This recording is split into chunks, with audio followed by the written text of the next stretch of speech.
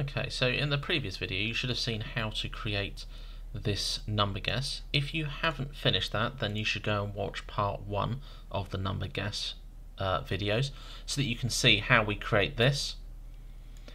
And then we're going to start developing this one to make it a better number guessing game, because at the moment when we run this it can be quite frustrating for people to use, because if they are, you know, they don't know what number to guess between, so they could be miles away.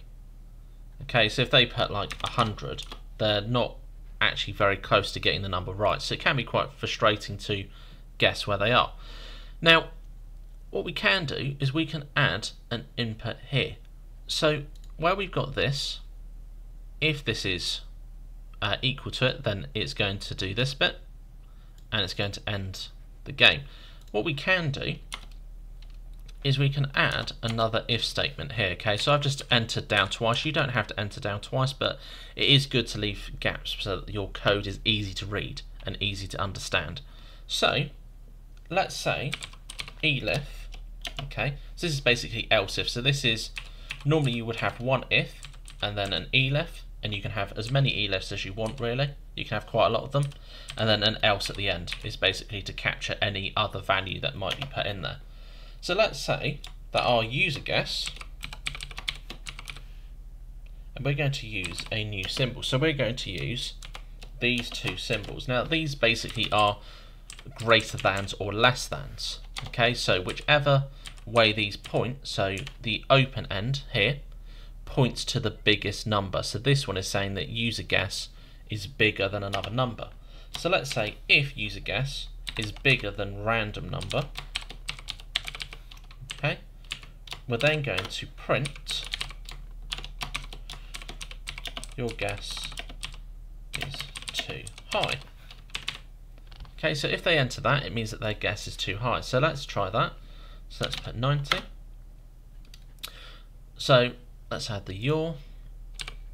Let's try that again. Okay, so your guess is too high. So this is giving them some information. So they're going, okay, so I've guessed too high. So it gives them more options. We could then have elif. So elif, and let's say user guess is smaller than random number. Then print is too low. Okay, so you've got there, so your number is too low this time. Your number, let's do your guess. So your guess is too low. So let's try this one. Now I'm going to change this number. Let's change this to, let's say 50. Okay. So if I did 80, for example, okay, so your guess is too high. If I did 49, then it says that my guess is too low. If I then did 50, it then accepts it and exits the game. So it is working quite well, and it is doing what we want, but it's giving the user a better experience because they can see how close they are. So it's a very quick way of giving them more understanding of what's going on, and it's a lot less frustrating.